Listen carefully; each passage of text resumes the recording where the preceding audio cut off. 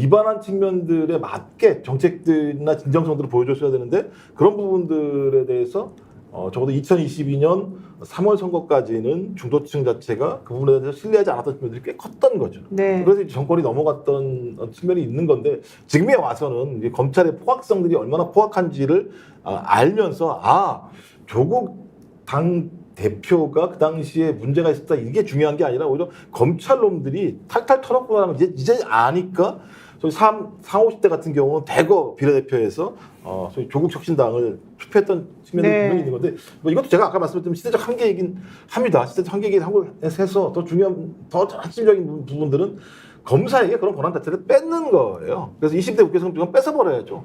기소청으로 하고 그다음에 수사는 국가수사본부로 하든지 해서 소위 이 한 집단에게 무소불위의 권력을 주면 이런 일이 발생한다라는 것들을 우리 국민들이 다 목도했으니까 그걸 바꿔내야죠 무조건. 아니 근데 그거를 문재인 대통령 때도 사실은 검찰개혁 하겠다고 너무 권력을 많이 주니까 그런 행동한다 그렇게 다 얘기했잖아요. 근데도 못 뺏었잖아요. 그러니까 기득권이라고 하는 게 얼마나 센 권력인지를 우리가 언론하고 검찰 권력이 얼마나 센 것인지를 우리가 몰랐던 거예요. 그러니까 우리가 너무 허술하게 생각했던 거예요. 그분들이 얼마나 이 그립이 얼마나 센지를 모르고 있었던 거예요. 그럼요. 그걸 잃어버리게 되면 근데 지금 우리가 할 수 있을까요? 해야죠. 할 수가 있을까가 문제가 아니고요. 그럼 예를 들면 특검 거부권하면 안 되면 안 할 겁니까? 지금까지 못했잖아요. 해야죠. 10번을 못하고 있잖아요 지금. 그럼 그건 이제 불가지죠. 안 된다는 거잖아요. 끝까지 그러면 해야죠. 진짜 어떻게 해야 돼요 이거를. 지배받고 계속 삽니까? 지금 그리고 아니 선출받지 않은 권력한테 지배받고 지배받고 사는 그러니까 지금 잡혀가야 꼭 지배받는 겁니까? 정신적으로 이미 지배받고 있죠. 그리고 실제로 현실적으로 매우 많은 두려움을 느끼고 살고 있지 않습니까? 혹시 잡혀가면 어떻게 되는지. 저는 법이라는 것이 원래 최소로 행사하도록 법을 집행하는 사람들이 최소화해야 된다고 저는 많이 들었거든요. 법의 집행은 최소화해야 한다. 모든 사람이 완벽하게 법을 지키고 갈 수가 없으니까. 네. 제가 최근에 만난 분하고 이야기했습니다. 교직에 계신 분인데요. 그 윤석열 대통령식으로 하면 본인 거 한번 다 틀어볼까? 자, 제가 성당 다니거나 절에 다니거나 교회 다니면 다 기본 영수증 100% 똑같나? 아니, 대한민국 판사 검사 다 공직자인데 본인이 연말정산에 가져오는 서류 있지 않습니까? 네. 100% 검증해가지고 다 따져보면 완벽합니까? 아닙니까? 자, 이거 다 털어서 이걸 그냥 언론에 다 줘서 까발리자 다. 네. 5천만 명 국민 중에서 정말 완벽하게 깨끗해서 맞다는 사람 잘 없을 거다. 자, 그런데 저 사람 찍히잖아요. 지금부터 그렇게 털어. 다 털어. 그래서 압수수색 발부해가지고요. 제가 움직였던 모든 동선 그리고 CCTV 다 가져와서 다 보면 자, 횡단보도도 위반도 했을 거고 어디 술 먹다가 끄떡끄떡 이렇게 땡기기도 했을 거고 야, 이 사람 지금 소득조회 다 한번 해봐. 세금 제대로 냈어 안 냈어. 뭐 혹시라도 거래관계 문제가 있어 없어 다 해봐. 이렇게 해서 5천만 국민 다 들어보세요. 그러면 제가 봐서는 4천만 명쯤은 감옥 가거나 최소한 기소돼야 될걸요. 그래서 최소화해야 한다. 왜냐하면 법이라는 것이 원래 예방의 목적이 있는 것이 처벌의 목적이 있는 거예요. 처벌을 해야 하지만 법이 있음으로써 이 가이드라인을 지키도록 하도록 끊임없이 국민들을 계몽하고 그렇게 해서 우리가 법치가 국가를 지켜주는 든든한 울타리가 되도록 하는 게 원래 목표였죠. 엉터리로 가고 있는 거죠. 그들이 지금 이렇게 하니까 엉터리로 가고 있는 것이니 그들을 정리하는 수밖에 없다. 이런 말씀을 한 번 더 드리겠습니다. 법 집행을 최소화해야 한다고 지금 정규환 평론가 지금 목소리를 높이고 있는데요.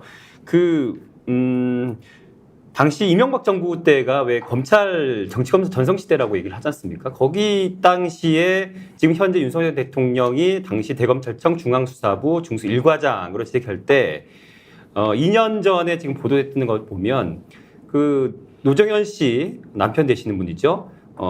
그 곽상원 변호사가 폭로했던 내용을 보면 노무현 대통령이 서거하신 게 2009년 5월인데 3년이 지났는데도 여전히 노정현 씨의 불법 송금 사건을 기소했고 그 주변을 낱낱이 수사하는데 앞장섰던 사람이 윤석열 대통령 지금 현재 그분이었다라고 얘기하고 있는데요.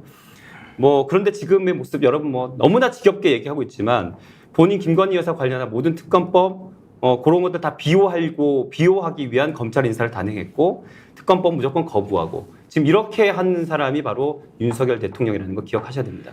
자, 그래서 어쨌든 이번에 민주당에서 이번 토요일 날 민주당 국회의원 다 나가자. 우리 한번 이번에 정말 탄핵 우리 한번 공식적으로 얘기하고 총선 이후에 달라지지 않은 이 대통령실 우리들에게 이중 플레이하고 있는 이 대통령실 우리가 한번 꼰대를 보여주자. 이 마음으로 지금 사실은 움직이고 있는 것으로 제가 얘기를 들었습니다.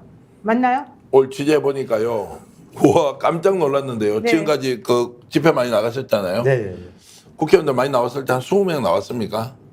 수명 나온 적이 한 번 정도 엄청 많이 나온 거죠. 자 이번에는 범야권 이제 7당의 시민단체와 공동으로 하는 이제 어쨌든 최상병 특검 규탄 집회인데 민주당 국회의원 당선인 포함해가지고요 170명 이상 나올 거예요. 아우.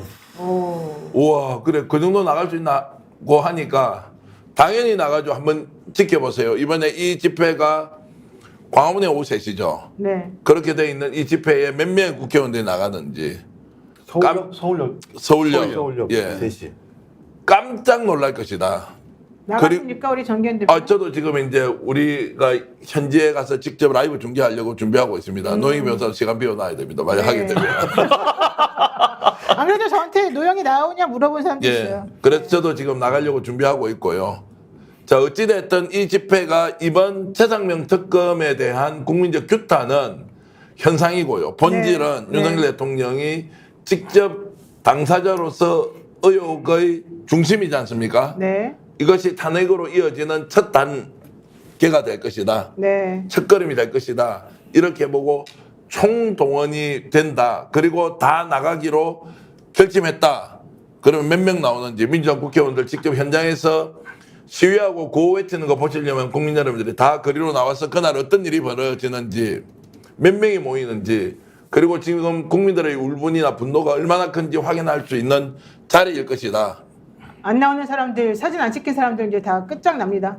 끝장 뭐 나는지 아닌지는 제가 모르겠는데 어쨌든 그만큼 지금 열기가 고조되고 있어서 네. 더 이상 이 문제는 네. 국회에서 해결하는 것으로 부족하다. 못할 것 같아. 우리가 여기다 스펙스 이렇게 머리에다 붙이고 갑시다. 자, 그런데 지금 문제는 그게 이 민주당 지지하는 혹은 이 진보를 지지하는 혹은 민주주의를 지지하는 이 국민들이 화가 많이 나 있다는 겁니다. 이게요, 지난번에 이재명 대표 체포동의안 가결됐을 때 탈당한 사람들이 한 5,000명 정도였었고요. 그래도 그나마 좀 정리가 됐어요. 근데 지금 이게 이 탈당 릴레이가 계속 이어지고 있다는 거예요. 지금 2만 명 지금 탈당 신청했다는 거잖아요. 25,000명. 25,000명. 일단 수도부 스픽스는 말하는 언론입니다. 대세는 유튜브, 그중에서 스픽스. 좋아요, 댓글, 구독, 알림 설정. 여러분이 저희를 사랑해 주시고 우리가 여러분을 사랑하는 4가지 방법입니다.